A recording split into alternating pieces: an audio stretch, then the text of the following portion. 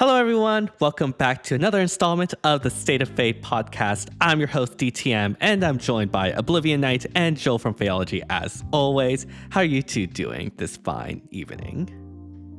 It has been a crazy moment in FEH. Mostly been the past couple days.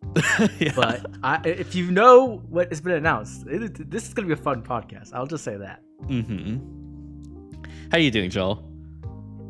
I'm baffled. I did not see this update at all, and I came in here. It was a very, very busy day, and you guys are telling me that they actually did good things, and I don't even know what to say to that. Like, I expect something like, oh yeah, they did great things. They gave us 5 more tickets. Right. No, they did actual stuff. I don't even know what to say. This is fantastic. Yeah, for reference, Joel literally did not know anything about the update until probably 2 minutes ago. So yeah, bit of a shock, but yeah, they've been making some really good improvements with the update that they have, like actual accurate damage forecast. Oh my gosh, I never thought I'd see the day. Yeah, I guess we should just start there, right? So essentially we got the monthly announcement for June, and in it we got our typical stuff. We got our refines, we got our manuals and stuff, but they added actual quality of life, which, not to be a doomer, but we haven't really gotten a solid quality of life in a long time. We'll get little things like they fixed the summoning pool. The biggest thing I think here, for me at least, is that they fixed the damage forecast. It's still not perfect, but you can now, instead of just showing stats on the bottom, which honestly don't really give you much information, it's now a sequence of... They're flat out wrong a lot of the time. Wrong is wrong. It's not wrong, but they gave you nothing. This is right. crazy. You have plus 100 stats, and it doesn't matter, right? I should now not we get be a sequence interrupting. of events where we actually get to see the damage. We get to see the applications of let's say fire, of special damage, etc. And it actually lets you understand the forecast of damage, which is crazy. And I think it's one of the biggest complaints you could have especially for any new player, right? If a new player comes in and sees this, they just don't know what's going on. But being able to fix that, I think, is massive. Oh my, I'm so excited for this. Yeah, a new player will see 99 times 2 and think, okay, we're doing 99 times 2 damage. But unfortunately, due to the way FEH has been coded historically, it doesn't calculate damage reduction or any per strike effect, specials and stuff like that, right? And so yeah, it's been really limited. So again, it's not perfect, as you said. Honestly, I feel like if they want to do this further, they should just get rid of the 45 times 2 aspect and just switch fully into the engage damage forecast, where that one goes into a lot of detail. And so I think that would be a better step forward. But this is already super, super good. I completely agree, though. Yeah, they want to, because honestly, seeing 99 times 2 doesn't do anything for you because it's not accurate information.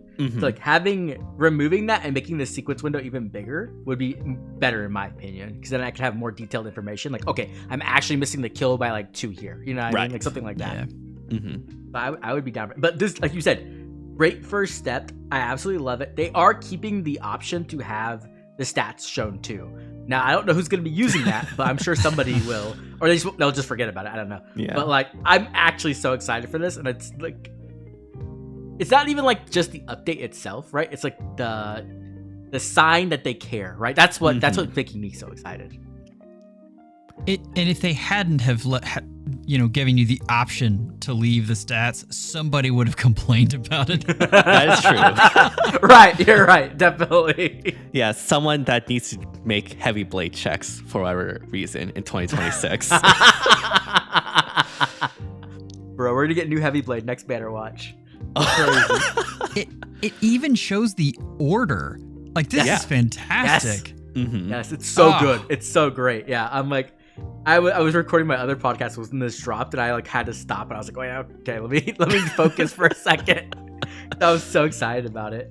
I was making the joke with one of my members, and I was saying hey, Roy started this franchise with Super Smash Bros. Melee, and now he's saving it again. I'm just saying, hey, thank you, Roy.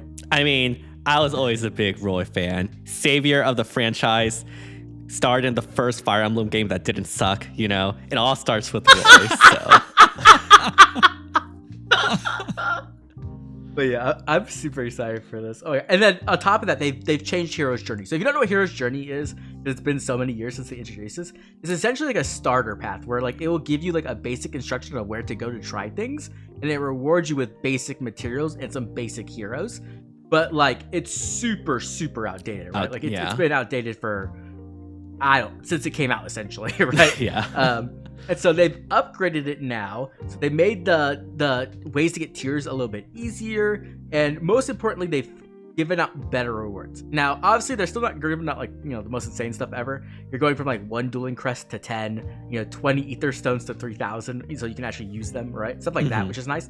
But they are upgrading the heroes because originally you got like a Reinhardt, like OG Reinhardt, right? Like, I'm sorry, but it's been a minute since Reinhardt's been able to do much. So now we're getting Sothis, Mythic Sothis for free. That's kind of crazy. Like, I know she's not good, but still. You know what I mean? Yeah. We're getting Legendary Crom, Legendary Female Alir, and we're getting an Emblem Ring for free. We're getting Emblem Marth for free. That's by far, that in my opinion, that's the best one, right? Just getting able to get, because you need the Emblem Rings essentially for your account. Being able to get them for free without having to pull is really nice. Yeah. Like, obviously, like, Emblem Marth and his ring isn't like the most powerful ring out there currently, but like Emblem Marth is still like really good for like charging specials better, and it's just in general very useful for your account. And so just giving that out for free is like actually insane value for Hero's Path. And so it's actually up to date now. Like, obviously, they're not going to give like Corn Ring out for free. That would be absolutely insane. Right. But like, this is really good. And like, it is good to like ease the, I guess, the learning curve or the resource costs for new players when they like start. And so this is another step in that direction, which again shows that they do care and are still trying to maintain the game's longevity, which is good. So overall, this is good, but I have to. Sothis? I mean, that's the one you pick. I mean, okay. One of these tiers had to like be the sacrifice, like we can't win them all. I will say, like, right, they give us offensive mythics for free every year, right? So like, obviously they were probably gonna give us more of that because we already have plenty, kind of. You can argue, but so we haven't had a defense mythic for free. So now we're finally getting a defense mythic for free, but like, obviously it's probably the worst defense mythic in the game. So like, there's that. But at least like as a new player, you'll have your offense mythics for free, so you'll get an idea of how those work. You'll have your defense mythic for free, so you can get an idea for that. And now you have 2 free legendaries, so you can get an idea of how scoring works with Arena a little bit, which is nice. There is actually one big downside to this, and that's that Alir's Refine now is going to be terrible. You just had to say that. I didn't even think about that, Joel. Oh my gosh. I didn't think about that either. She's my plus 10 for fire. She's my too, plus 10 and I've been staring at her. I've been staring at her, hoping that she gets something good. And I'm looking at this like, this may not be good for me. I'll take one for the team. I'm fine with it. I'm okay with it. I'll be on Cove. I also have Black Knight though, so I'm kind of cheating. Okay, yeah. Okay, Mr. Whale here. But yeah, overall, like really good updates on the quality of life. I think as part of that update, we also saw like the upcoming refines as well. And I think the biggest one is Bridal Catria finally getting a refine. At least that's the one I'm most hyped for because Bridal Catria, if you are new here, was like probably the best aging unit and like the unit you had to have in order to have like a good Aetherites defense. And in the early days of Summer's Duels, if you want a good SD team as well, she was like the great equalizer when it came to like FTP players because she provided the power to other units to be able to bust through all the like the whaled out units. And unfortunately she has fallen off, which is a big shame because she was dominant for so long, but this is the chance to bring her back potentially. I'm just kind of surprised she didn't go into Refine jail. Yeah, seriously. Yeah, and we have like units like Ophelia for whatever reason in Refine Jail. Like, come on. Base Hector. Base Hector too. Although that one yeah. kind of cheats because he had like that other Armads. So He has access to Legendary Hector. yeah. That's true. Base Reinhardt. Cool. Had to still paying for his sins, I guess. Surtur. Surtur, What if they yeah. did? That would be so funny if they were just like, okay, next quality of life update, we're fixing everyone. Like Ophelia's getting refined. Like all the people in jail are freed. I mean, I would love it, but I highly doubt it at this point, unfortunately. Right. Yeah. What are you hoping Bridal Catria's Refine will give her? Oh, I mean, realistically, I think we all know what she's gonna get. She's gonna get offensive stats. You know what I mean? Most Damage likely, platinum, yeah. Stuff like that, which will suck. Realistically, what does she need to be good again? I mean, melee flyers are in a great position at the moment.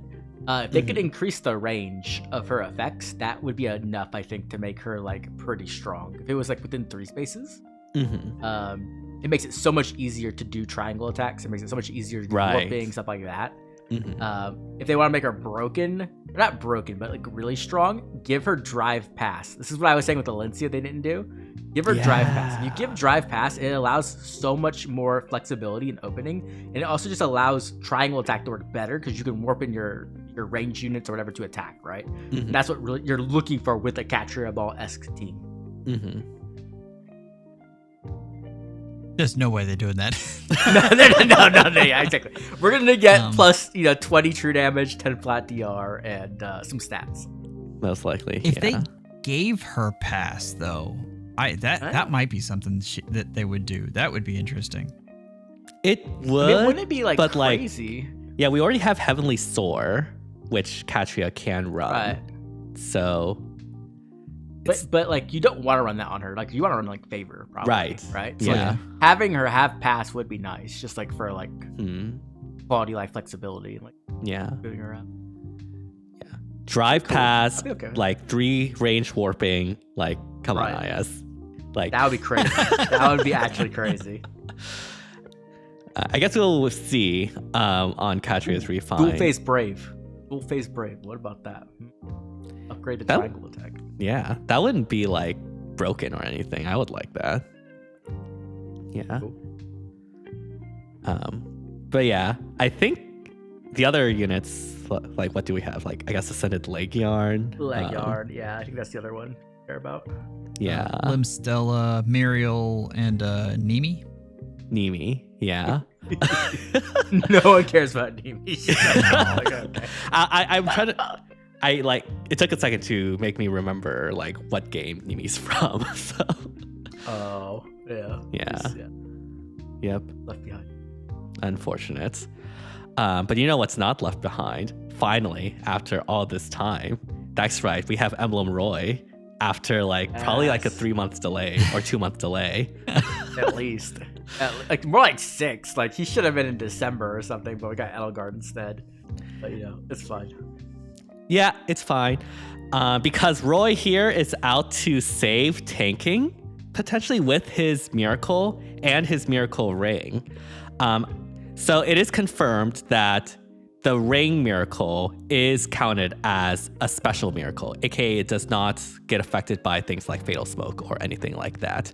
And this means that a lot of the tanky units just got absolutely revitalized thanks to Emblem Roy's Ring. I know you've been testing Roy Ring on like a lot of units, right, Oblivion?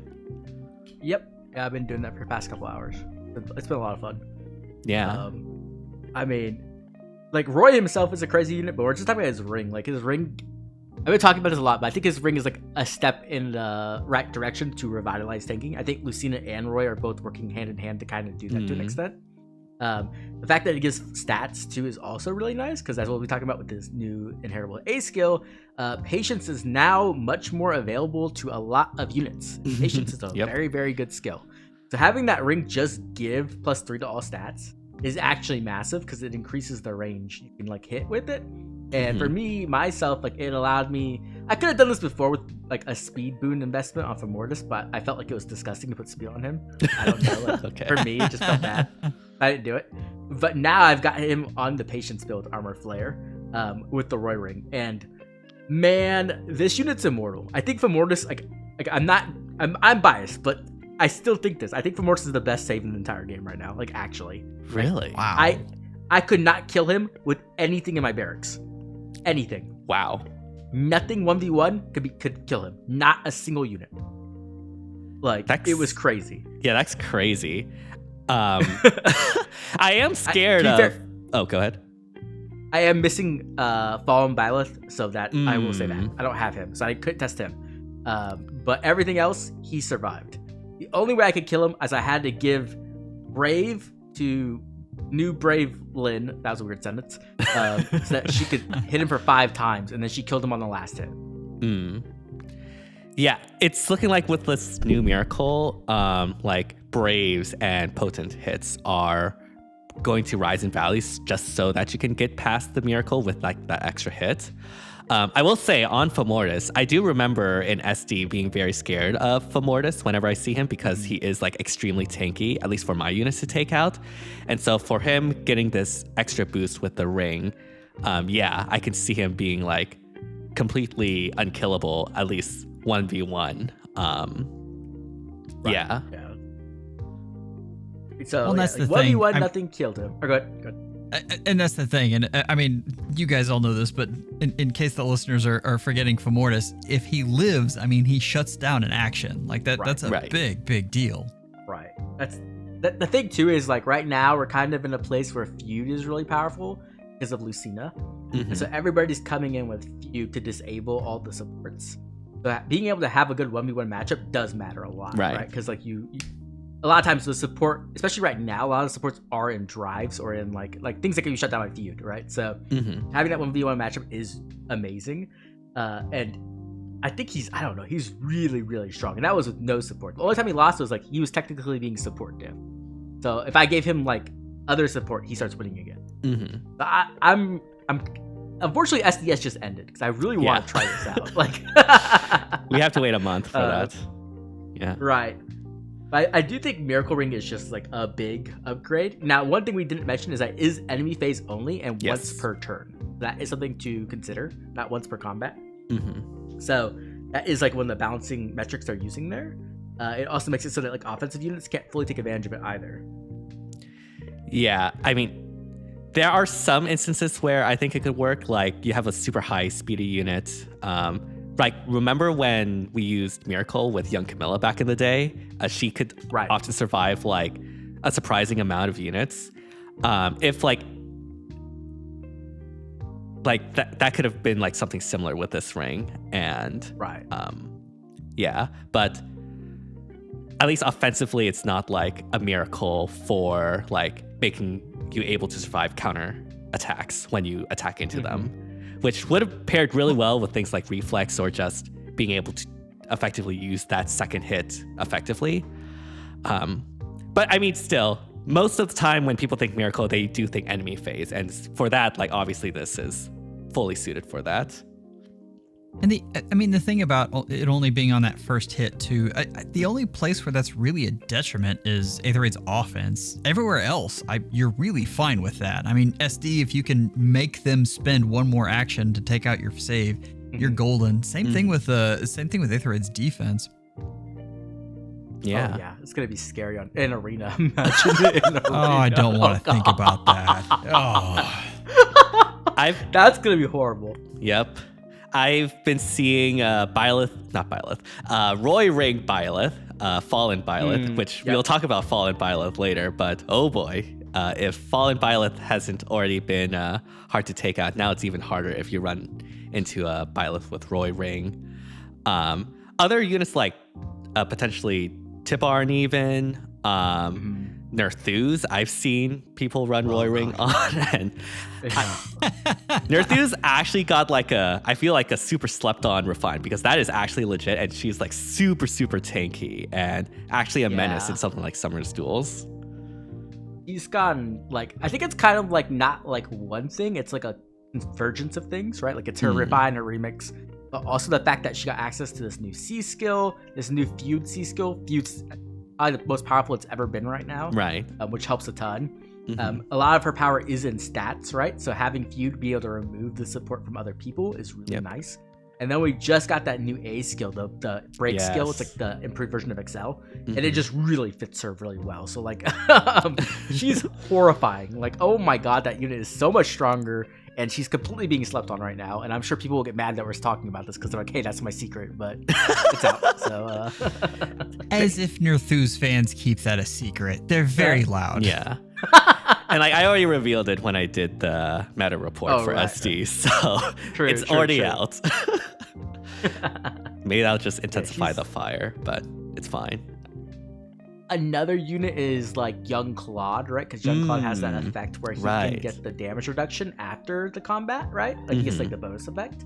And so like having a Miracle as a backup attached to that as well is ridiculous, right? Because you're already like reducing the damage massively, and you're like, okay, hey, this Miracle is here. So it's a way of using it offensively, but still an enemy phase essentially, right? And like Byleth, like we brought up earlier, Fallen Byleth can also do that because his damage reduction is only 80% on that first combat, right? And then after that, it goes back to the normal 40%. So being able to go in with the 80% kill something and then have Miracle to rely on as like your Byleth's kind of vulnerable is really strong. But yeah, this ring's crazy. This ring's so crazy. Ultimately, I'm excited about it everywhere except for Arena. And I just, it's, I don't know. The problem with Arena, and I mean, you guys know this, but you're stuck with a set of units. You know, you've got your score bots that you have to use, and so you can't really adapt. So suddenly you just have Miracle that you can't get through. Miracle Ring Balder incoming with Heavenly Sword just in your face. We've been saying this forever, but they really should just disable like engage like emblem rings for Arena. Like there's no reason to let the other people have it. Like it's just makes everything terrible. You know what I mean? No one cares about Arena defense. It's not like it's Ether 8's defense. Like no one cares, literally. Yeah. So I don't know if they'll ever do that, but that would be great. That would be great. This plus like all the other rings we've been getting, like Lucina Ring 2, right? It's just so scary in a ring that you're like, oh my gosh, like let me burn one of my retreats right now. Yeah. But yeah, thanks Roy Ring. Like I'm pretty sure like any tanking units, especially saves, will definitely appreciate that. Like we talked about Black Knight or Femoris, we talked about Black Knight, we could talk about Icthonier, but basically any armor save will appreciate it. Just slap it in. I will say one thing, because I was listening to everybody's videos talking about Black Knight, or not Black Knight, the Roy Ring. And they're saying like, Ike Ring, like everyone's goes up and down on Ike Ring constantly. I will say I had Black Knight with the Roy Ring, and he was losing the matchup to Brave Lin 2. The second I put Ike Ring on it, he completely stomped her. He took almost no damage. Really? So like there are matchups where Ike Ring just is better, which is kind of crazy. I think it's mostly due to like 1, chip damage, and 2, it allows for a bigger reflect, which kills her. So there is still a place for Ike Ring, it seems. Now we'll obviously do more testing to figure out exactly where that's at, because I do think Roy Ring does kind of step on Ike Ring's toes a bit, you know what I mean? But it was interesting in that testing because I was not expecting that. I was expecting Roy Ring to just be clearly better in almost every situation. Well, that's something we all talk about, though, and things get jockeyed around. But ultimately, there isn't a bad emblem ring. They're all good. They all have their uses. Yeah. Right. There's just some that are just better than others. Yeah. And like in worst case scenario, you just put Roy Ring on one of the saves and Ike Ring on another of the saves, and like you're golden. Yep. And so, yeah, they can work very synergistically, and that's totally fine. I was actually pretty happy about it because like that means I could put Ike Ring on Black Knight and SDS, and then Miracle Ring on FOMO. Right. So like, Pro strats there. What about Roy as a unit? I've been seeing people do a lot of testing on Emblem Roy as a unit. And I think right now, a lot of people are thinking of using him either as like just a straight up Omni tank, which, makes sense. He's like a super, super tanky God Sword that can also like player phase effectively with the 2-range style to get those like picks. Or, and this is specifically in SD, people are thinking of using him as like a Guardian save, essentially, with potentially either Hortensia or another magic save. Have you been doing any testing on Roy himself? I've done some testing on Roy. I haven't got to do any SD matches. I've mostly just been theory crafting about that. I did a lot of like friend mock battles. So I went and found like a bunch of the rank 1 players and played against their defenses. Right. And like I was saying earlier, the only thing like Roy's really strong. The only thing that killed him, the only thing was Nerthus, literally. That was the only unit who could kill him. And it was, to be fair, she had a lot of support and she has feud, so she turned off all my support. So I was like, oof. But she outsped him. So what I found pretty much is like Roy is kind of squishy in a sense, like he takes a lot of damage, but he's able to heal up with Miracle, like Miracle, and then the Imbue can let him heal. Right. The big thing that like actually kills Roy is speed. So speed is by far the most important thing on him, like by a large margin. And that's what you should be focusing on. And that's why I like pair up so much, because it gives that extra 10 speed to get the double, combined with his own, which is great. But like I think Joel will bring this up. The one thing is that he doesn't have NCD. That's true. I went back and forth with in the Discord about that. The one thing, there aren't as many counter disrupt units right now, and so that could change at the drop of a hat. So I right now probably pair up's better. I think long term though we'll see that come back around, and a no counter disrupt will be more valuable for him. He plays very similarly to how Fjorm plays though. It's the same thing with her. If she's outsped, she's just gone. No, it's in my very limited testing. That's what I've seen. But he's a lot of fun. I like him. I like him a lot. Like to me, he's like the final evolution of like the archetype. Like we had Ryoma, and he's like, okay, Ryoma's good. And then we got Fjorm, and I was like, okay, it's Fjorm, she's not great. And then we got Roy, and now Roy's just like the best version of everything. I love it. I've been having a blast with it. So much fun. And I love the fire. The fire is really nice. I know it's like kind of random feeling, because like typically fire is not the like really the tile you want to see, right? Like you typically want to see ice. Ice is like, yes, okay, I'm safe. But fire, being able to like disrupt ice is really, really nice for like ether raids. And occasionally it can kind of screw up a range unit from like getting to you, or like being able to like get to the back line, which is nice. But mostly it's just getting rid of the ice on the enemy team, allowing you to like get in there. And that's always welcome in the current meta we're in. Plus, I'll forgive it for how good it looks with his combat animation. Oh my god! With the sword starts on fire, then suddenly there's fire on the map. I'm like, yes, I don't care. I'll take it. That might be the best combat animation in the game. Like it's very, very really high good. on there. Like like that one, and like Ashera's like global laser, where it literally shows the laser coming out the sky. Like those two, like I love those two. Yeah, they definitely knocked it out of the park when it comes to those animations. But yeah, as you said, I do think that making sure you don't get like speed crept with Roy will be the name of the game, because that is seemingly his one weakness. Because yeah, as you said, he doesn't have a lot of tankiness innately beyond the Miracle. Like he doesn't have that much damage reduction built in. And so he's really relying on that Miracle and essentially not getting doubled or potentially a potent or anything like that. So I have been seeing things like a probably super supported Tsubasa like be able to take Roy out and things like that. But yeah, so I would imagine like you probably want Frozen support with Roy, right, or just like anything that helps with that speed matchup to really make Roy shine. Yeah, absolutely. Like I've been, Roy pretty much like opened up the floodgates of me thinking about things again, and there's so many cool things with him. And Frozen, of course, is one of the biggest ones because it essentially just makes speed checks impossible against him.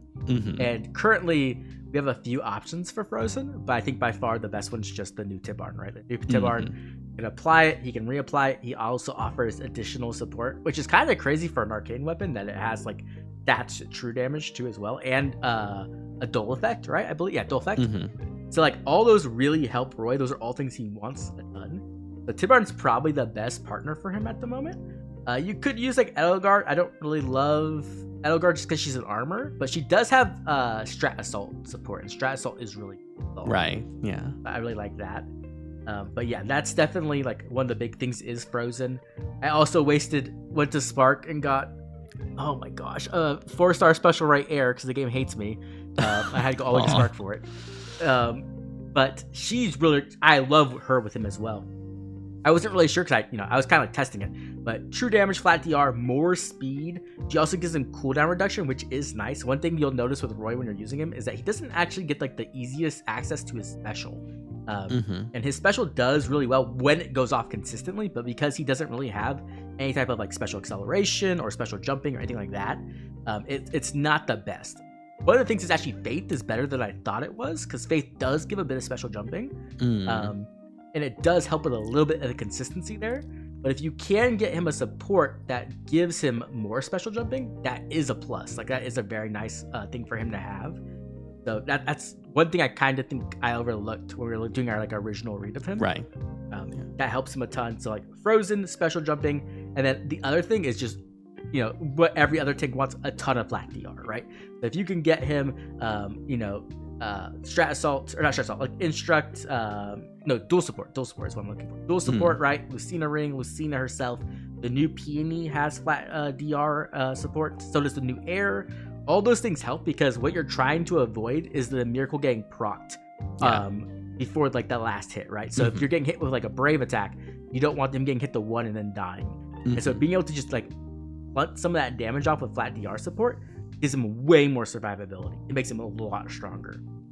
But I do think like there's a lot of different avenues you can go with the Roy. Those are like the key things, right? Like speed, flat DR, and like Frozen just makes him like feel like he's immortal. He feels so strong.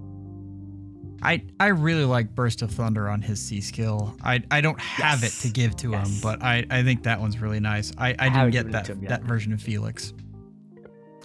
Dang, okay. I see I do have it. I haven't given it to him yet, but yeah, I'm thinking that might be one of his best ones. The only reason I'm kind of iffy on it is just for SD because of Hive Dollar, and I just she's everywhere, and I hate her ruining things. But yeah, I think that might be one of his best C skills. Obviously, Instruct works really well with his new A skill we'll be talking about, just because he gets so many visible stats. He's proccing Instruct on everything, right? Like, it's really nice. I'm so glad Roy got done justice finally after 9 years. Well, okay, Brave Roy was good when he came out. He was fine, and Groom Roy was fine when he came out. But like we haven't had like a Roy that's like lived up to like the Roy of Smash Bros. Right, like the one that we actually care about ever. And so having it now feels so nice. Yeah, you're in a safe space. You can admit that those Roys weren't all that great. They were hey, Brave Roy was the best melee cav at the time of year 1 until Sigbert came out and stole his power creepdom like 4 months later. Okay, so he had a small window, and then his father stole his weapon and just took his job essentially. But no, you love to see it, Roy finally doing justice after like his last ult, which I think was like 2 or 3 years ago or something like that. Probably more, but yeah. Let's talk about that A skill though you mentioned of Rise Above. That A skill is really, really cracked, and it's probably like the go-to A skill for a lot of infantry and armor units now, because like that's an insane amount of stats. Like what? Yeah. I can't believe this is real. Like, honestly, like, imagine seeing this in year 1. You're like, oh yeah, it's just a skill that gives 55 visible stats. Like, excuse me, that's 7 more than half of HP and 12 to each of the other stats. Like, that is an insane amount of stats. Oh man, and it has true damage too, and flat DR, Brave flat DR, Brave flat. Yeah. This is the A skill we've been waiting for like literally years, like actually. Well, this is Blue Sky Gust, but for infantry and armors. Yes, basically, it's that levels of good. Finally, because like I was like Swift Spectre, I believe, the one on Harmonic Celica. Swift Spectre, It was almost there. Like, it's a really good A skill, don't get me wrong, but like it doesn't have flat DR. And in this game, you just need flat DR on like pretty much everyone nowadays.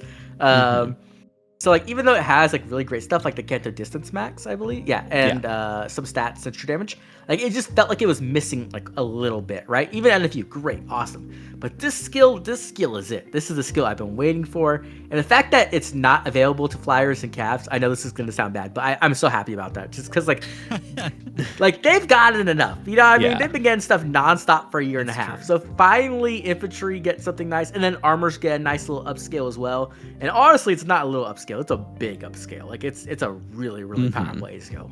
Yeah, like anyone that previously used like the boost skills, the ones that give HP and like I think 2 other stats, like they're all using Rise Above now. Like let's be real. Yeah. Not even do you have more HP and more stats, but also like those other true damage and flat damage like you mentioned. And so there's no reason not to run Rise Above for other than like not having enough fodder for your units. Right. And did they have to make it 4 inheritance slots? Oh, God. I mean, I'm not surprised, right? Yeah. No, I'm not surprised. That killed me. I don't think any of the skills that the emblems introduced came from like another skill line. So yeah, unfortunately, it was kind of telegraphed. You're correct. I think you're correct. Yeah. Wait, what about Marth? Was that potent? Was that 4 skills? I'm pretty sure it was 4. It was 4. Yeah. It was okay. 4. Okay. Yeah. Yeah. I mean, that's it's okay though for me at least because like patience is like 1 skill, so like you can get patience and that is true. the new A skills. That's nice at least, but you can't get patience and like instruct, which feels kind of bad. You can get patience in favor or the new skill in favor, which is good too. So like, there's some options, but yeah, it's skill inheritance is always kind of a pain in the butt. Especially when you have to use like 2 units for like 1 set of skills, it always feels pretty terrible. Yeah. But speaking, I think Swift Spectre has a place, but it's more for older units. Honestly, yeah. I think there's some spots in there where giving null follow up in Kanto to older units can be very valuable. But because someone asked me about this, I started evaluating these compared to each other. But for the most part, Rise Above 4 is just it's gonna be your A skill for infantry and armors. Yep. Yeah. And one other thing, and we talked about this a bit with the Roy Ring, but Rise Above is another boost to potential patience users as well, making it easier to get that 30 speed check. It's massive. Yeah, absolutely massive. Like you're literally getting 15 speed. Like that's half the speed check you need for patience. And no unit in the game has 0 speed. You know what I mean? Right. Like is there any unit that has lower than 15 speed in the game? Like in modern times? There has to be, right? I assume so. And there's also you could get like a speed bane, which kind of sucks. Right. But I feel like with Roy Ring, with Rise Above, with flowers, whatever, and like a potential speed boost, like you should be able to make hopefully like 90% of the units be able to make patience checks with Rise Above. Are you ready for the unit that doesn't have? I'm ready. Wait, I'm ready. What is it? Bridal Ash. Oh, wait, really? Base 13 speed. Oh my gosh! I thought you were gonna say. Arden. That's what I thought Arden was the one. Really? Does she have the lowest speed of them all? Yes. She does. Wow. That's crazy. At least this is a quick look, but yeah. That's nuts. That's like 25 then with the Rise Above. So yeah, I guess you get to. So you'd have to get. Yeah. You couldn't get it on her anyway, but that's yeah. Right. True. But still, that's very low speed. Wow. But yeah, I think for a lot of people, like I know this like this kind of enters whale territory, but like if you can get a copy of Roy for fodder, like make sure you duplicate it. Do not just like try to as best as you can, because everybody's gonna want that skill on your account, like everybody. Yep. And it makes tanks so much stronger. Like FOMO. Okay, FOMO's not using that A skill. He's just using the ring, but that made him a lot stronger. I upgraded Black Knight's kit completely, which is great. That made him a lot stronger. Because the thing is, like with A skills, we haven't had a ton of flat DR A skills for armors yet. We have, I believe this is either the 2nd or 3rd one. I know we had Strat Flame with Edelgard. Was there what was the one off Tiki? Or no, was it Sombron? Does that have black DR? Yes, yes it does. Okay, so it's the 3rd one. Yeah. It's the 3rd one. Okay. So, but that's only available to dragons. So it's essentially like just ridiculously cracked for armors, essentially. So if you want to get your armor going, having this plus a patience build is a big way to upgrade them. And then putting Lucina Ring support, like you're gonna see a complete like night and day difference between the two. Yeah. Yeah, you love to see it. Roy, like here, reviving this amazing skill to bless the infantries after this long drought of skill availability for infantries, and boosting armors as well.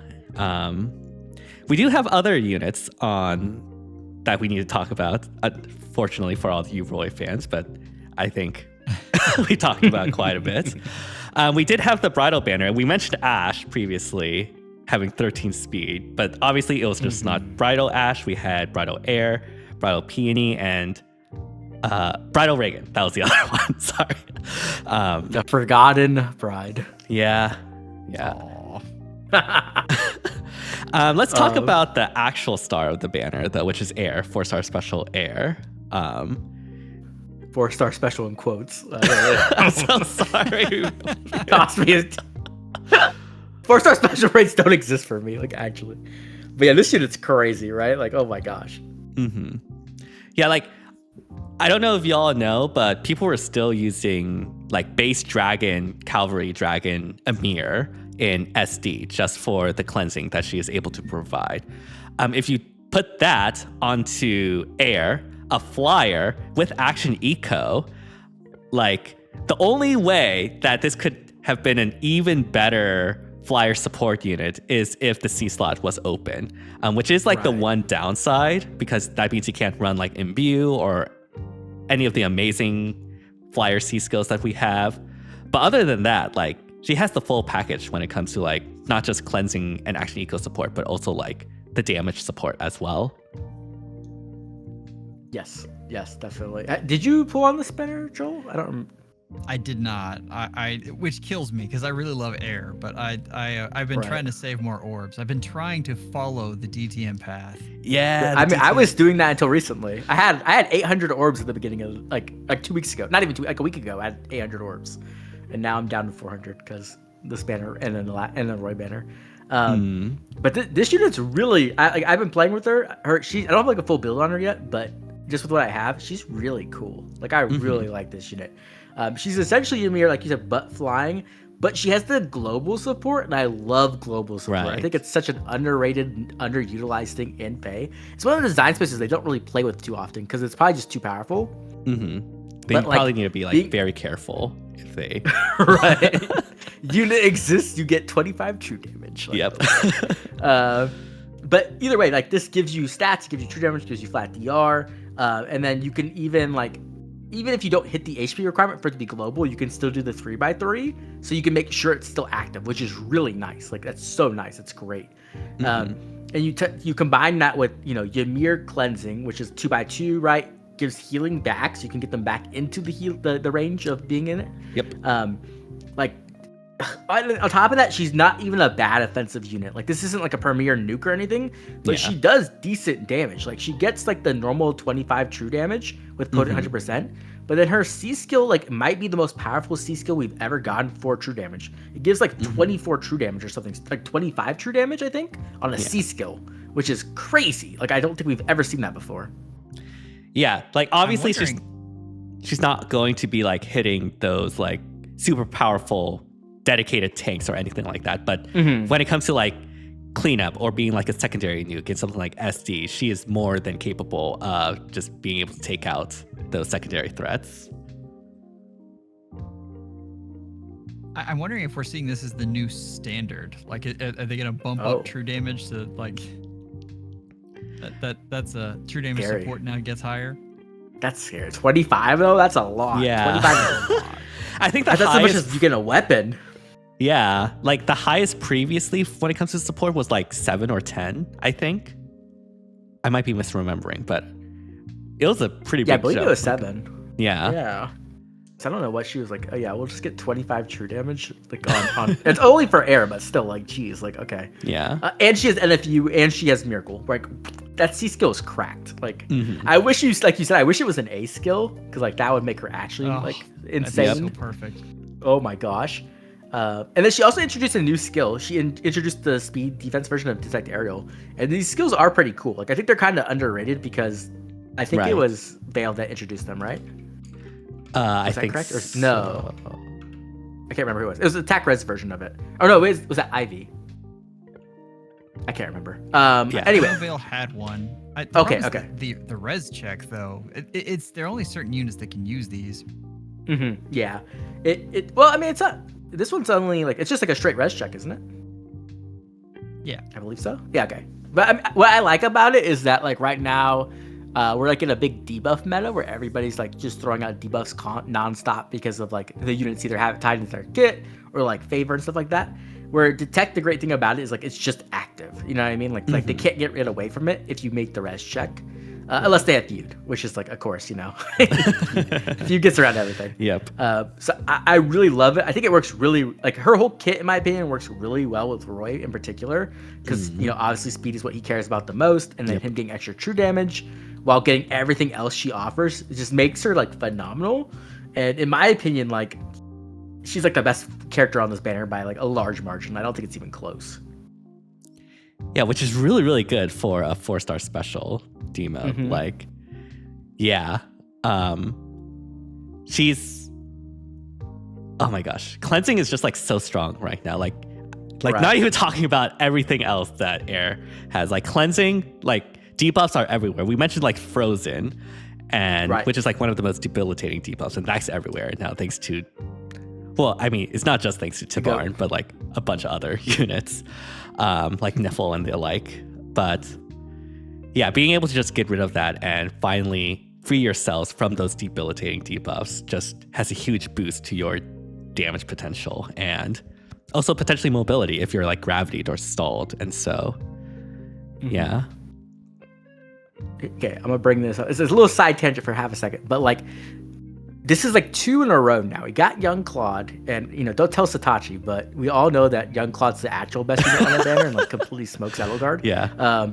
Right. So like, this is 2 in a row where the 4-star special rate's like actually the best unit on the banner. Like, this is a cool trend. Do you think this will keep going? I personally will be shocked if it continues into the next summer banner. I feel like, because like it's weird that they would like make the easier to get unit, right?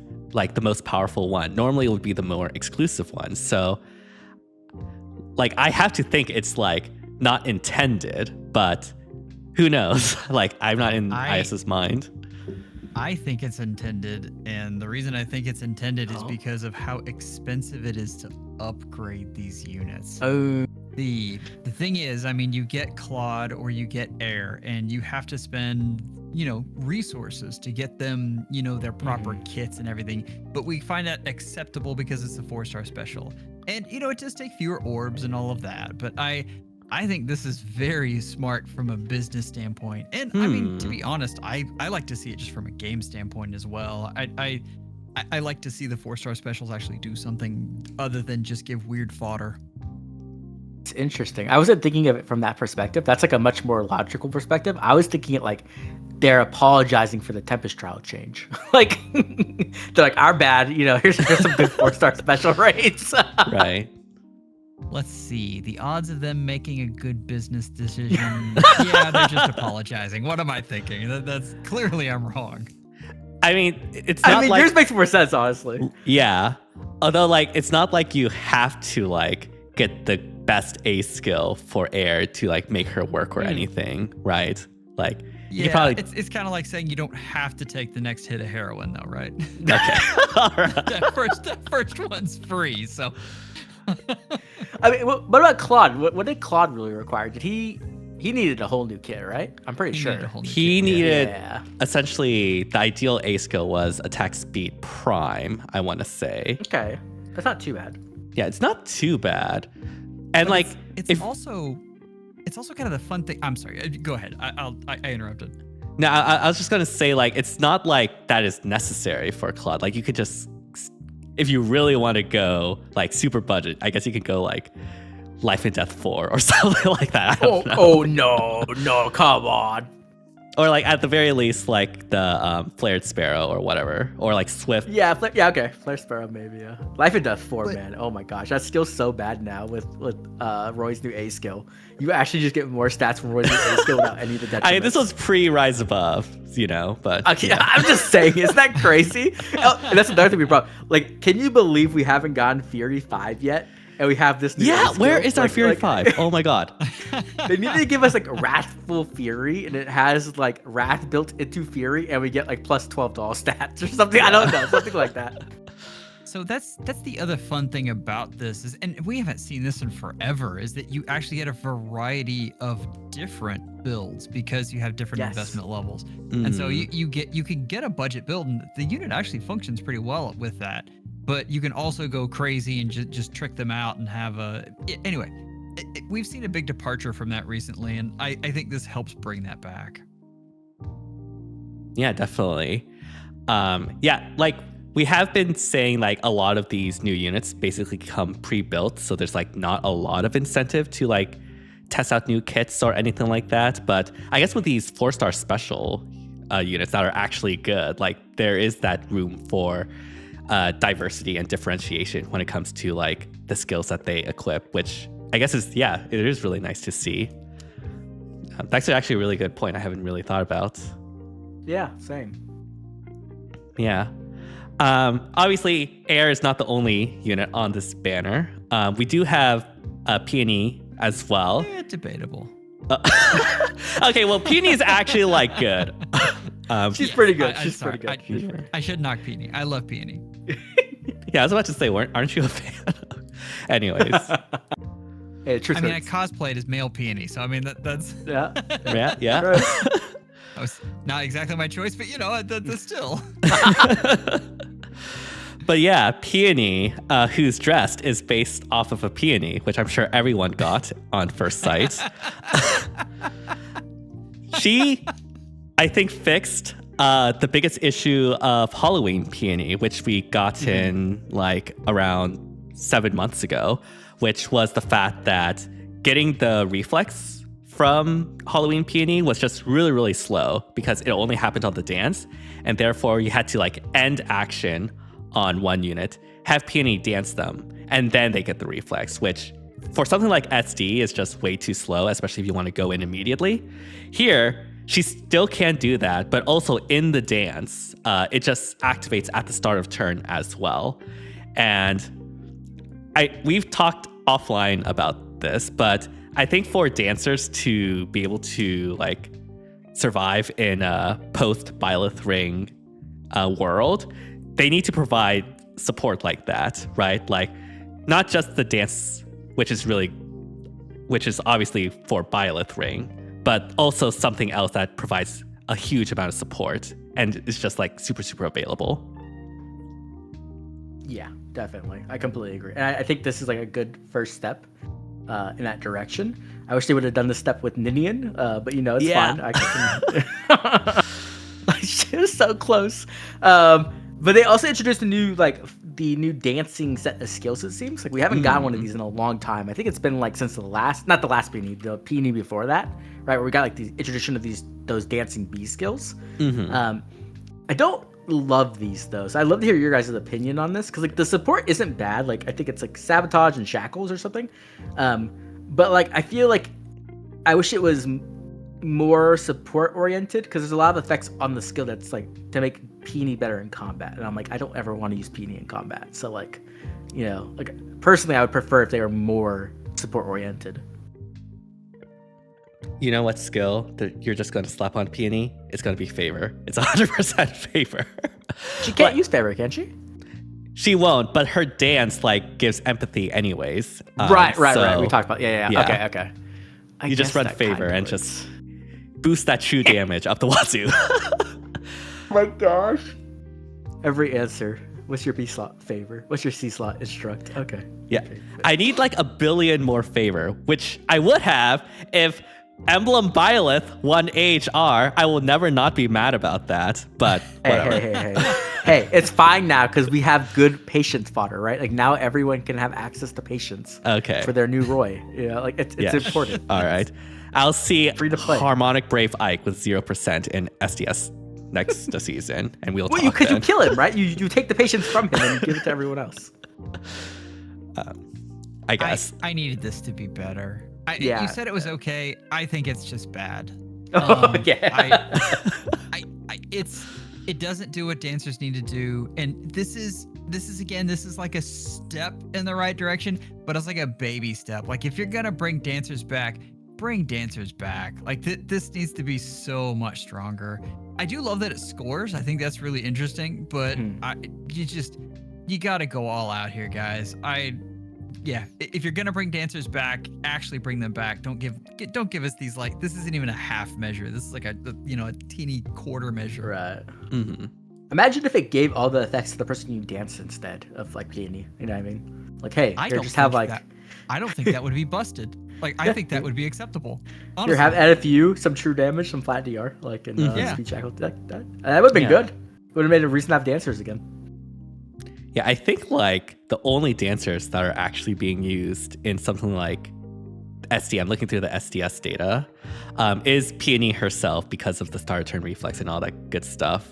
And then like all the way down in number 37, it's Plumeria, which is basically just for re-enabling the Canto. And also you can't run multiple Byleth rings per team. And so, yeah.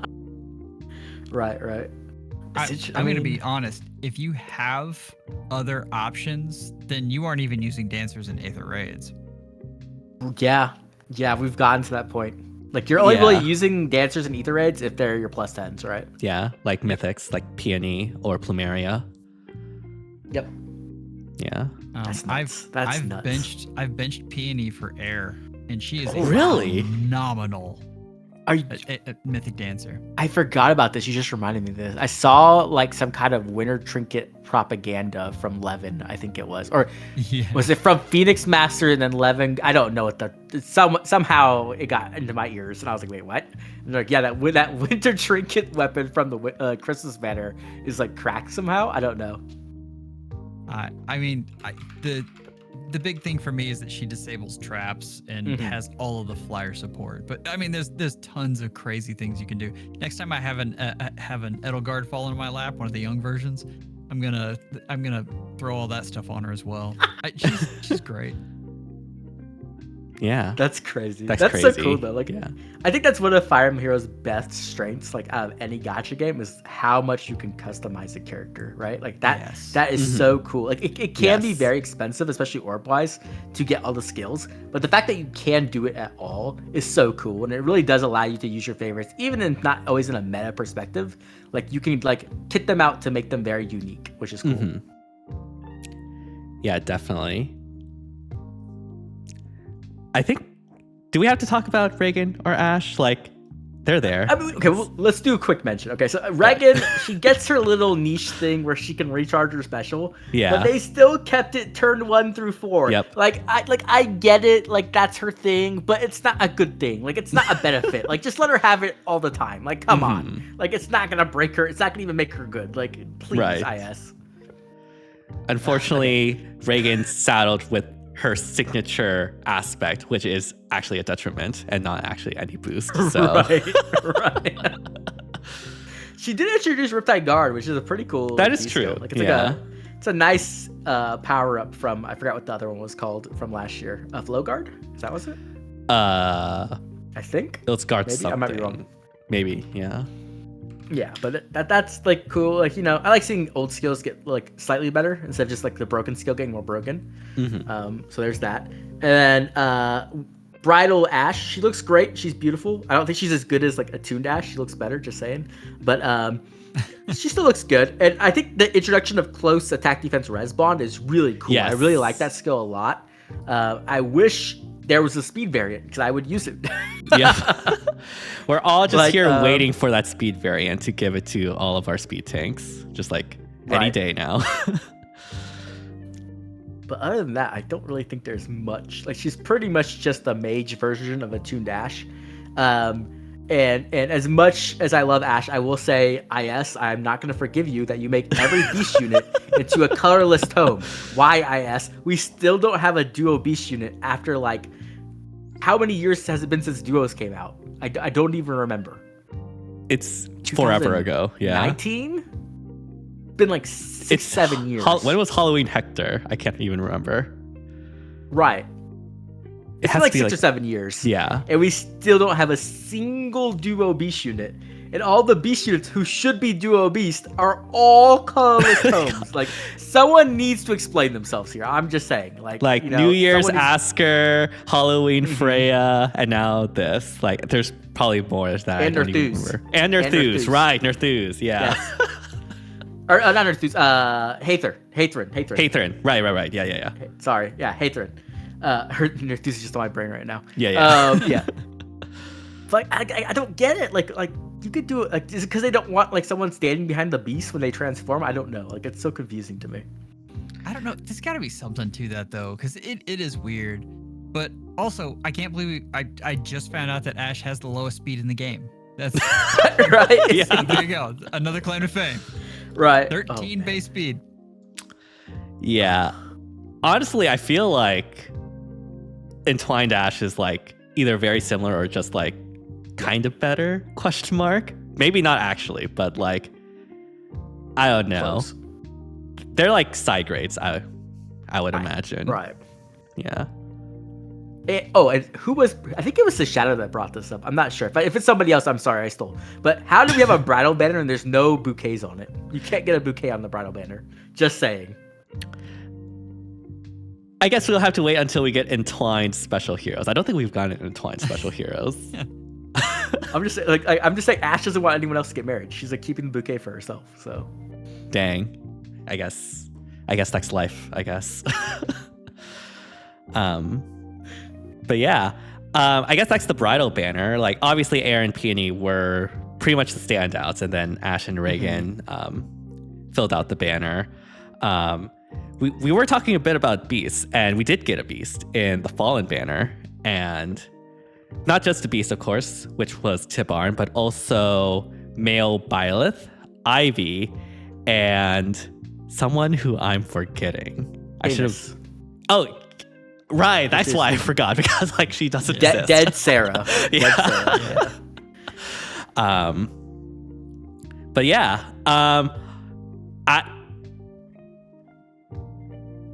I'm curious. Of these units, who were you like the most ecstatic for? I think I know the answer for Oblivion, but I'm curious. Joe, go first. Yeah.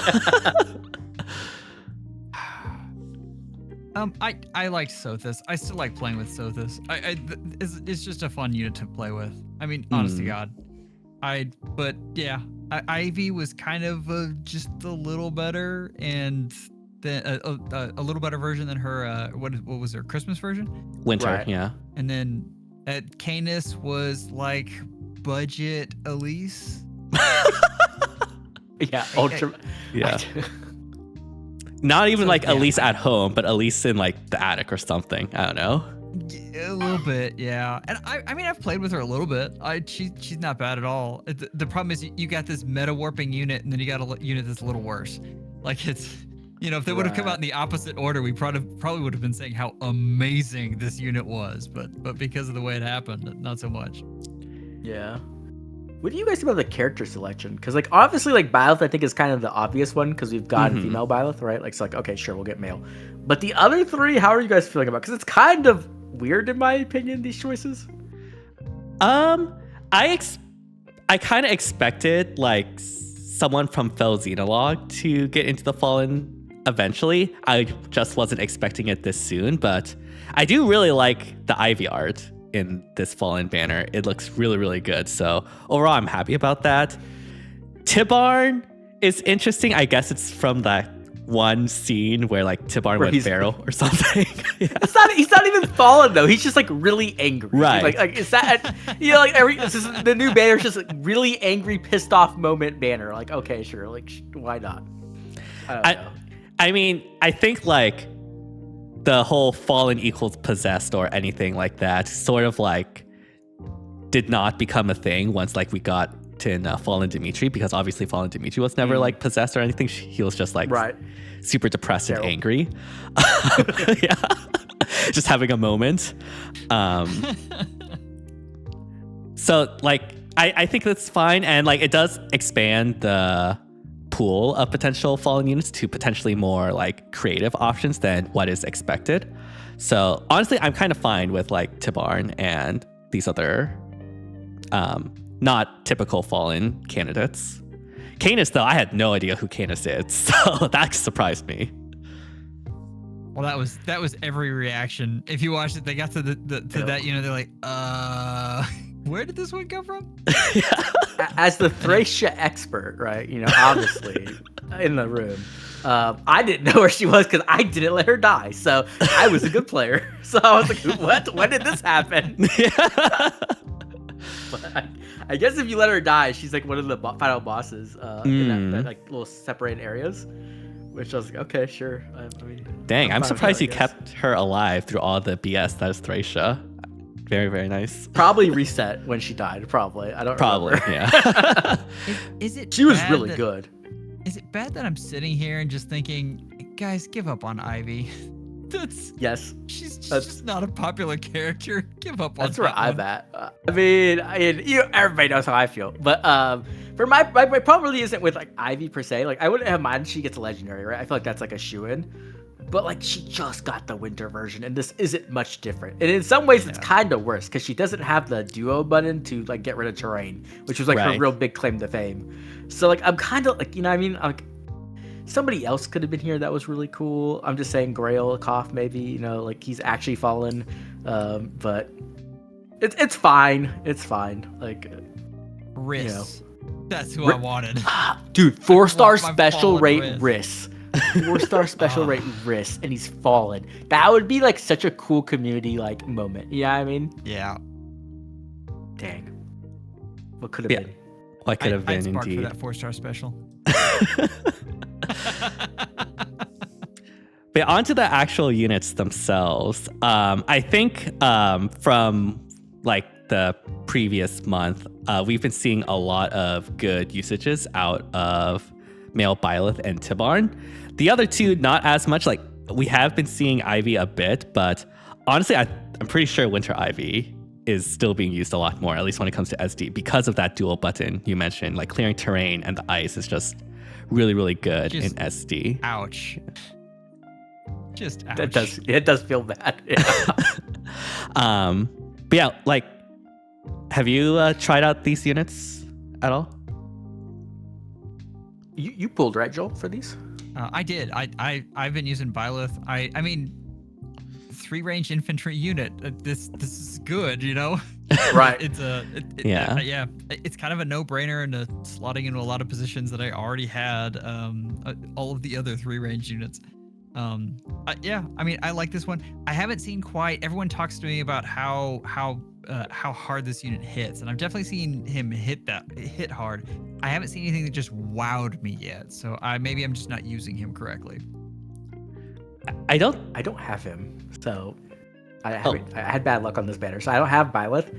I only have Ivy and Tibarn, and I really used Ivy for like a minute, and I was like, okay, it's Ivy.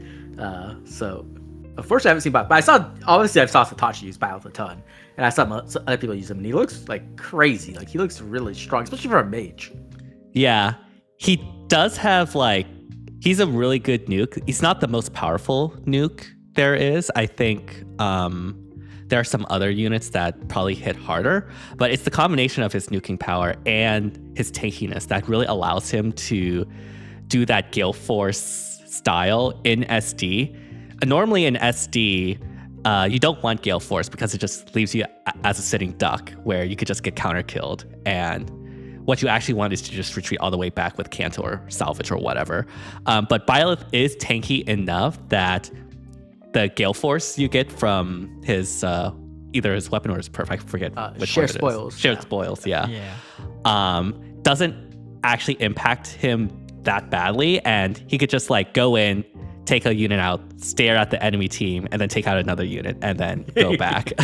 That's basically the playstyle for Byleth teams, and yeah, he has the tankiness to do it, and now has even more tankiness thanks to Roy Ring. So yeah, that's gonna be fun to deal with in SD. I have been having so much fun with Share Spoils recently, just in So Aether cool. raids, but I've really enjoyed it. It's a fun skill. They've been giving it out a lot more too, because it was like before it was only for Lapis, and then Leon got it too. So like, I don't know why, but they've been giving it out, and I'm like, hey, this is fun. Like, I never really got to use it with Lapis that much, to be honest. So it's nice to actually get to use it. It's a cool skill or a cool effect. Yeah, like I feel like this Gale Force debuff, quote unquote, like inflicting Gale Force on the enemy is actually like a really cool debuff. But like beforehand, all the users of it were not that great. Sorry, Zar, to say the least. But yeah, now that we have male Byleth, fallen male Byleth, we're starting to see that be used to really, really great effect. And yeah, it has been super fun. Like Gale Force is just super fun in general. Being able to use Gale Force in SD was something I never thought would be meta, but here we are. And so yeah, you'll love to see it. And he introduced that new B skill too. That B skill is crazy good, especially on Valley, which is annoying because I don't want her being stronger. But like, geez, man. Yeah. They like finally hit it. It's like essentially, what's Gambit, right? That's what it's Gambit, like Sorcerer's Gambit. It's like that. Yeah. I think it even comes. Does it build out of that? I think it was a Yes, Magic Gambit. Magic Gambit. Yeah. Which Oh, is on gosh, so one unit. One unit. Yeah. Typical IS. That sounds all right. But that's a cool skill too. Like, you're making me want to pull for Byleth. Like, I'm just thinking, like, oh man, I mean, if I got him in 5 summons, you can get him in 5 summons. I believe. I've done 47 and I haven't gotten him. Oh no. He meant 5 more. 5 more. Five more, summons. right? Yep, 5 yep. more. 52 is the magic number. Yes. 90% of gamblers quit before they hit it big. So, Oh man. Yeah. So I guess you were talking about using Cadence a little bit earlier, Joel. It's like she just feels like worse the least, right? Like there's nothing really like all that special about her. The not having the terrain is huge.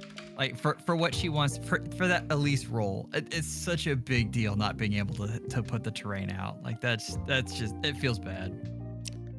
The other thing too is like we finally got Berserk technically in the game, and it doesn't do what Berserk does. You know what I mean? Like obviously that would be broken, so I'm glad they didn't. But like the name was used, so it's right.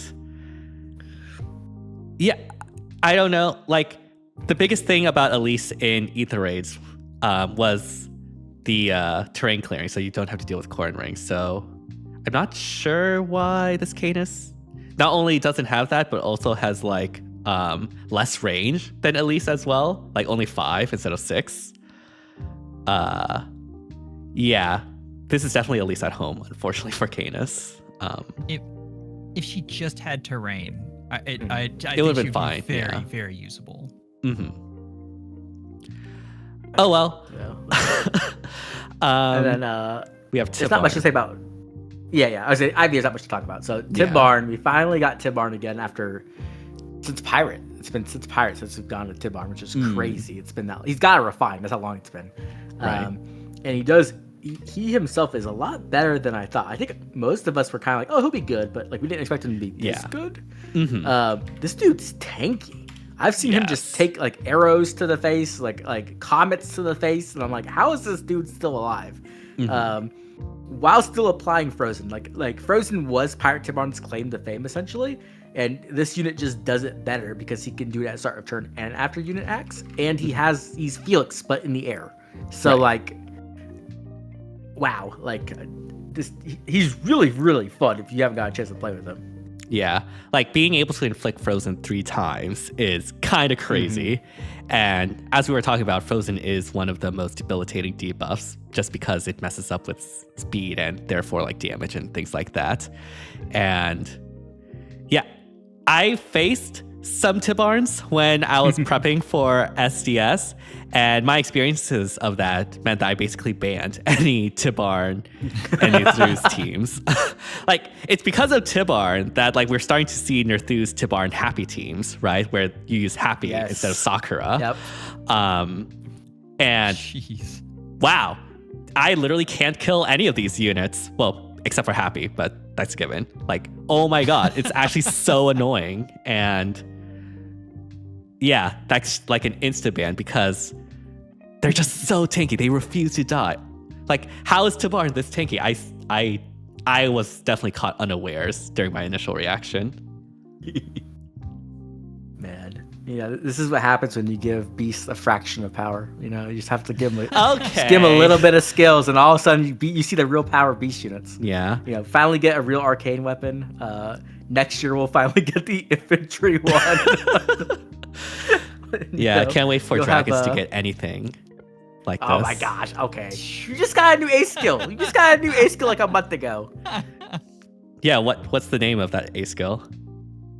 Hardy Bearing. Okay.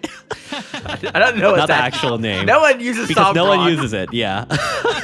Slam. It's called Attack Defense Risk. It's a good skill. It gives like 10 to all stats, 7 flat DR, and Hardy Bearing. Like that's a good skill.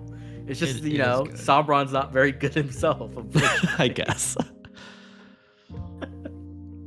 And Tibar's over here winning, so it's fun. Yeah. But, go ahead. I was gonna say I do like that because every arcane weapon is essentially the same now, where it's like 25 true damage, 15 flat DR, 15 flat DR, and then shredding, right? Like every arcane weapon has that now. But the unique effect for Tibarn is support, and I love that. It's so much better than what we've been getting. So I think that's like a big win for beast flyers, I guess. The only thing I don't like about Tibarn is that they didn't update the flying beast transformation. Yeah, I know this is a bit of an ask, but it's really bad now. It's like yeah, it is. Like +1 movement and 2 attack is not even a third of a skill. You know what I mean? We literally have Burst of Thunder now. It gives 5 flat DR, 5 true damage, special jump, and movement, right? We have seals that are better than right, that. Exactly. I don't think Gallop would have been broken either. I know some people get mad at me when I say that, but I really don't think Gallop would have been broken. And do you think it would have been broken for all bird types? No, I don't think so. I mean, it would make oh my gosh, her name just flew out my head. Neopet. Hracefelger? Oh, Hracefelger. It would have made her have a second life in a sense. It would have helped with her ability to actually engage a ton, because that's one of the things she struggles with, right? She has the damage, she just can't get in. And because flying beasts don't have Heavenly Soar access in any way, because they hate us, Gallop could have been a substitute for that, essentially. You know what I mean? Yeah, and also, the extra movement is actually kind of a detriment these days, because there's just a lot of stall in the meta right now. Exactly. And so instead of getting more movement, you get 1 movement, which is not great. I think the fact that he has Felix movement kind of saved him, because it makes it so with exactly the same thing with Felix, where you can just end your turn and then you get your movement back. Right. Yeah. Because if he didn't have that, he would just be stuck. He wouldn't be able to go anywhere. You know what I mean? Yeah. I think I'm with you. I think Gallop on birds I think that would be a good way to go. It's only 5 range, really, when you think about it, right? It's 4 movement in your melee unit, so it's 5 range. That's not that crazy. Compare that to Balder or Cam or the calves with 3 range style. Yeah. 5 range is equal to Heavenly Soar range, basically. Right. And so exactly, wouldn't be that bad. Especially if we have I'll forgive Lynn you. Here. Yeah. With 8 I'll forgive range. you when Legendary Tibar comes out with Gallop. Okay. So we'll just call it even. Or just give us one of these quality of life updates that they've been handing out. That's Yeah. Next month. I'm expecting it, I guess. Yeah, we do have one final banner to talk about, and that is the other LME banner, the one that featured Lyon and Sombron, and we referenced them very, very briefly. Your reaction on this banner was actually really, really funny, because you were in full doomer mode, I think, when Sombron showed up, but then Lyon was definitely the savior. Yeah. But yeah, I'm glad it's not. I'm glad it's not an OC. I will always say that. As much as I don't like Sombron, at least he's not an OC, so I'll take that. Right. And at first he seemed kind of cool, right? I feel like he seemed cool. He got a style and he can debilitate people. That's I don't know if it's cool, but it's a thing. Right. but like his like whole fail barrier effect like just seems weird to me. Like I don't know what they were thinking with this one. Like I just don't feel like it worked that well. Like he can't be a save, which is like the main thing armors want to do. So like I'm fine with them moving away from that, but like they kind of like just didn't do enough to make him like actually valuable. It feels like. Have you guys like really ran into him on defense at all? Yeah. Oh really? How is he? He's not. I mean, he is a little tankier than you think. Like that's a thing, but that still doesn't. I mean, you have to have so much power to get through defenses right now that likely you already have that unit that's going to power through him on your team. It's not. You're probably going to be putting someone else on your defense. Just period. But I to Oblivion's point, I think they knew how strong he was and like, oh, we better nerf him. And they went too far. Like this. Yeah. Wow. It's possible. Yeah, it's possible. Yeah. Because like they have that weird clause where it's like he neutralizes his own dark emblem on himself. It's like so he doesn't even get his own buff. Like what? Like yeah. Like, I don't know.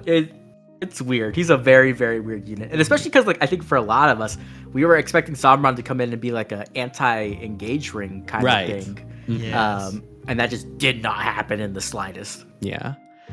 I saw some early speculation where like, oh my gosh, he'll be the best counter to like Lucina Emblem support Omni tanks and stuff like that because of his style and stuff. But unfortunately, like that is like really specific. And if that's the only thing you're offering and it's not even like that great, then yeah, unfortunately you're just going to struggle, which is a shame because like I do think the calculate the damage in half is like theoretically super, super cool, but it's just super weird how they don't allow saves on him, how they don't allow his own buff. I don't know. It feels very discombobulated to me. Yeah. It took an embarrassing amount of time for me to read through this and figure out what in the world was going on. This is I don't blame you. Confusing unit. Yeah. I don't blame you at all. Yeah, I don't know. As someone who's been Omni taking since I came out, like I've ran into like 2 Sombrons and all he did was make it easier to get pots. Like that was it. Yeah. So, Because like, you just don't be within 3 rows, 3 columns, and then you're done. Like that's Yep. Or you just like later on you just let him keep hitting you with his like style and does no damage. Yeah. You're like, okay, let me go get my pots real quick while you sit there and laser me. Yep. Yeah, boy. He's something. He's something, all right. Leon, though, he's actually something. He's killing it right now. I never thought we would get like a resurgence of quote unquote dual Leon in SD when like everyone like knew about Firm Canto Curb Stomp, but no one actually runs Firm Canto Curb Stomp, so it's actually fine. That's so true. Oh my gosh. So I actually played SDR because this unit came out and he looked really fun, so I wanted to try him out. And he is really fun. He feels like a much more fair Duo Leon. Like where Duo Leon, you play him and like yes, like you said, you can bait him and stuff, which I think is healthy. That's how it should be, unlike Heimdallr, which is the complete opposite. But with this Leon, like the cool thing about him is like you don't have that duo button, so you can't like just thread in rows by just standing there, right? Like you actually have to actively use Leon as an offensive unit. And what really allows him to do that and be powerful is that he can turn off saves, right? Or he ignores saves, right? So that's the cool thing. And then he also has shared spoils, like which is so cool. Like this, I'm like so big on this effect now because I just never used it. But like it essentially like steals actions from the opponents because of the Duo Leon like turn off action effect. But then you get actions back. So like it's like a double up, and it feels really, really strong and cool. And surprisingly, he hits pretty good too. Like he hits a solid amount just because like he has that burn damage. And like I think people forget how good burn damage really is inherently because it got nerfed to the ground essentially. But now it's like much less prominent, right? Like you don't really see Breath of Life 4. So the only thing you're really worried about is like Imbue. And even with Imbue, you can still kill things. Like you can get around it and just murder things anyway. So it's pretty cool. It's wild that they actually learned a lesson early on. Like it's a better balanced unit. The other thing is in Arena, he's better in the player's hands than he is the Yes. AI's hands. Yes. And so he's not nearly as frustrating as Dual Leon was. Yeah. Totally agree. And that like SDR pasta with Leon you were talking about, like, is super, super cool in how it's like tries to basically siphon off the actions from your enemy to yourself. I think that is just like conceptually really cool. It is very difficult to pilot. I will say It is. I've seen the practices because you have to pay attention to like make sure like you attack the correct unit, so the correct enemy unit gets like ended action and not like the other unit, to make sure you're actually safe because of the shared spoil and all that good stuff. But like I think it's because of that it's really rewarding, right? Yes. Also, like, every move matters a ton because you don't have a way to protect yourself other than like the Heimdallr foresights there on like Leon and Heimdallr. So everybody else is vulnerable. So that's one thing. So you have to like not only position really well, but you also have to like be very specific when you attack, right? Like you're really looking for the window where you can attack and you can get that safe, turn off the threatening unit, and then allow Leon to keep going. Because if you don't and you go too early, then like they just kill your back line, and then you're just like, oh, I'm out. Like yeah. So like that SDR, I did that one and I lost 3 lives. I was down to my last life when I hit rank 1 because like that team was difficult to play, and I'd only been playing it for like an hour, so like, it took me a minute. But that's what you like to see. You like to see scale with skill. Like that, absolutely. That's definitely a good thing. I love it. I said that about Duo Leon too, but I just think it was a little bit too far. You know what I mean? Where I thought a good Duo Leon versus a bad Duo Leon was completely different, right? You could dominate with a good Duo Leon. A bad Duo Leon, you know, you fight DMTM and you go kill his dagger, and then he kills you. It's crazy how much that worked. Like just leaving dagger. Just leave dagger out. Take my sacrifice. Yeah. Oh man, those were the days. they were fun. Yeah. Oh man, but art-wise, he looks so good. I love this, and he has like the legendary Sigurd like golden aesthetic, like because he's like dead, right? So just chef's kiss, so good. I was really surprised they did that too. I don't know why, but I just never even thought of a legendary Leon being a possibility. Maybe because we had like Mythic from Mortis. I don't know, but I was so glad to see this. Yeah, like in retrospect, it makes sense that Leon would be a legendary because he's like one of the 3 main characters, I presume, in Sacred Stones. Right. Or like prominent characters, So really, really glad he was done well for his legendary version. But yeah. Absolutely. I did skip over 1 unit, so I guess we can circle back that I am ashamed that I forgot about. I'm sorry, Mask, but we did get Miklan as the GHB for the Fallen Banner. Forgot. He's really cool too. Yeah. Oh man. He's been having a lot more success in like SD than I thought he would be, but it's honestly really, really cool to see. I didn't use him because I'm a fake FTP player, but you know, obviously other people Mask and DHM. With DHM, okay. It's because he's expensive to build. He's not cheap. I guess that's true. Yeah. there is that. But his art, once again, his art is fantastic. I love it. He looks so like crazy insane, which just fits the story if you've played 3 Houses. The other thing is like with Fallen Murim, I believe, right? He had like a unique transformation effect as well. Or transformation clause, I should say. And so does Miss Miklan, which is really cool. I love when they're unique and they try stuff out with this. Yeah. And it's obviously there's ways to cheat that, right? You could force him to transform with like an A skill or the seal, but like allowing the power of his ability to be tied behind that transformation effect is great game design unit design in my perspective, especially for beast units. I think it's so cool, and I would love to see more of this. Like I absolutely adore this. Yeah, and like I think this is like a really unique archetype when it comes to armors. Like normally armors have been pigeonholed as save units for pretty much ever since saves became a thing. The only exception to that historically was like Edelgard, essentially. And so to have another like sort of player phase type armor with his style, right? Like he can attack like 3 spaces away. It's really, really cool. Obviously, also as an F2P armor, everyone's going to use him in Arena as a F2P score bot, but he also performs really, really well with that as well. And so, yeah, like he has a style, he has true charge, he has everything that is needed to work for like either mixed phase or player phase type unit. I mean, he's really cool. Like if it makes me sad that we're not getting Tempest Trial units when we get units these cool, like these really cool GHPs. Like, maybe that's why we're getting these cool GHPs. Who knows? But like more of this, please. Like I've really been enjoying I guess Miklan's free, but also like the low cost units, like the 4-star special rates. Right. I think it's just so much fun to have the opportunity to build these type of units because so much is about building units, right? Like that's like a lot of the time you spend in the game. It's been my favorite part about this last couple of months. This is something that they've done a good job with. Absolutely. Yeah. I think the only thing we have left is the actual refines and remixes that we got this month, not the upcoming one.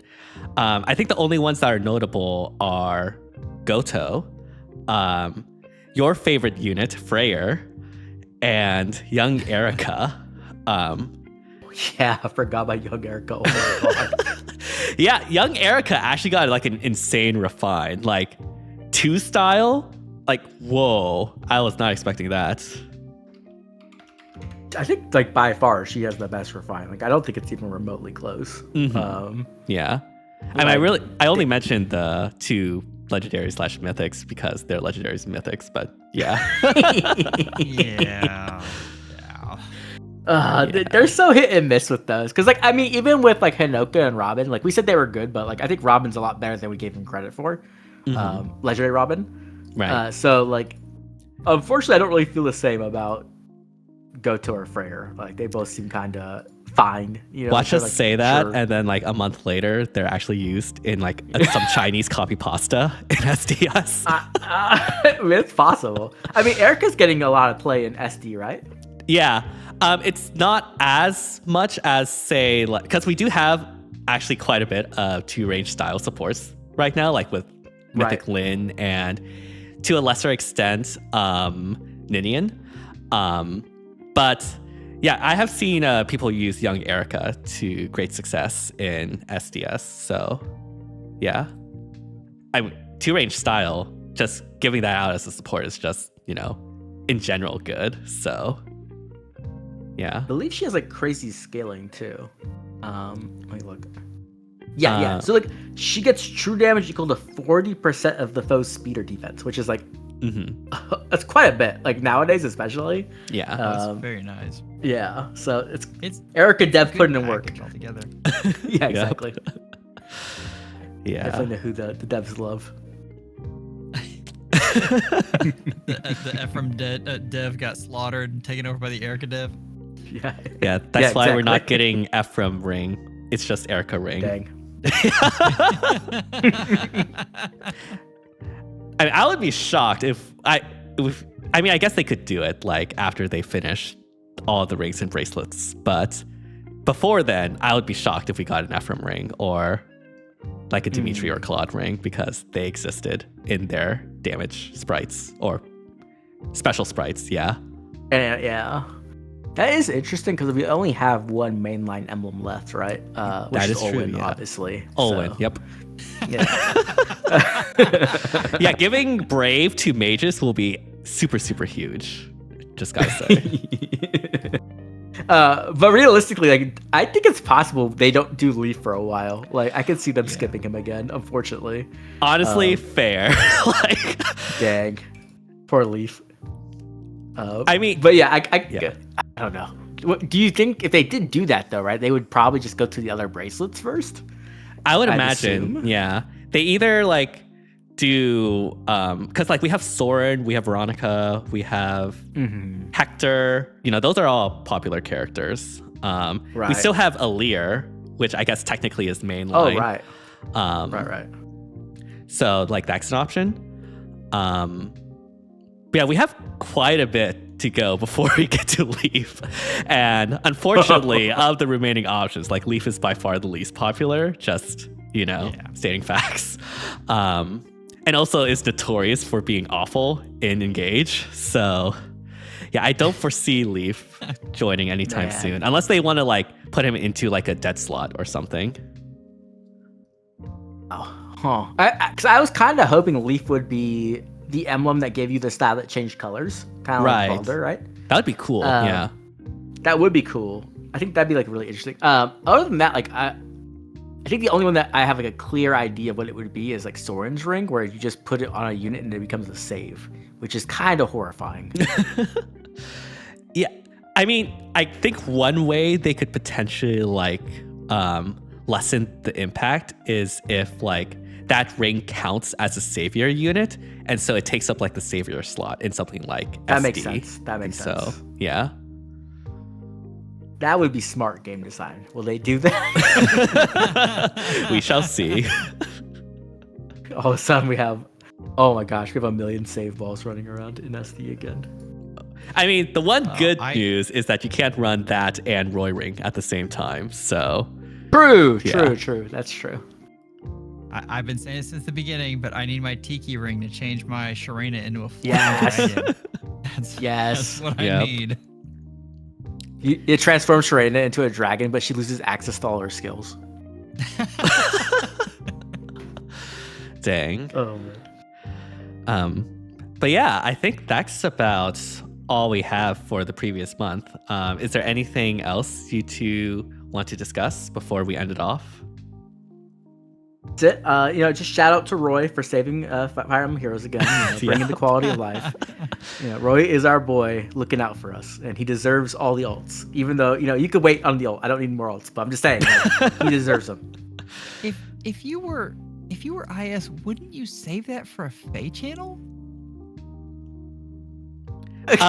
This is a whole conversation we've had before, but obviously they don't think anything through, right? Like they just do stuff and they're like, "Hey, it went well. We'll take our win." Like, you know what I mean? Like they don't plan things well at all. They do so many random announcements on Twitter or through the notifications that are like big deals, and then on the actual Fae channels they'll announce like the most nothing burger ever. And you're like, okay, yeah, it's bizarre. It really is very bizarre. Yeah. I guess we'll have to wait and see if we get any of those shadow announcements for the quality of life now that we have Roy in the game, who's bringing all that, I guess. But yeah, thank you to, as always, for joining me on this podcast. Always super, super fun. And thank you all for listening. Hopefully you all enjoyed. Let me know down in the comments what your most excited addition was in the previous month, what you think of all these new quality of life options, all these new additions. And yeah, hope you all have an amazing rest of the day and see you all next time. Bye everyone. Bye. Bye.